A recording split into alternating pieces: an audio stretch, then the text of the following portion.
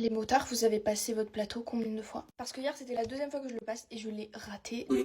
Donc du coup je suis ruinée. Je vais être franc avec vous, les motards, si vous passez le plateau plus de 4 fois, 5 fois, et à un moment donné, vraiment lâchez la. Et encore du corps, je suis sûr que tous les motards seront d'accord avec moi pour dire que le plateau, ça représente rien du tout de ce qui se passe sur la route. Sur la route, il faut faire de vrais évitements, il faut faire de vrais trucs, il faut vraiment rouler au ralenti pour certaines situations. Le problème, c'est que la moto, c'est quand même un objet assez compliqué dans le sens où il n'y a pas de carrosserie, il n'y a rien. Donc c'est à tout moment il y a un problème, bah c'est toi qui prends directement sur la moto. Avant d'aller passer vos examens du plateau, je vous conseille vraiment de vous former en faisant beaucoup d'heures parce que je vous explique une chose, c'est que les inspecteurs n'aiment pas les gens qui ratent le plateau. Tu le rates une fois, ça arrive à tout le monde. Tu le rates à la rigueur 2 fois, bah allez, vas-y, ça passe. Mais au-dessus 3 fois, honnêtement, moi j'estime que ça fait beaucoup et souvent les inspecteurs, même eux, ils te font des réflexions et ils nous font des réflexions. À l'époque, c'était un peu différent parce que c'était surtout les fiches qui faisaient que les gens y rataient le plateau. Là, aujourd'hui, c'est vraiment un manque de compétences sur la moto au final.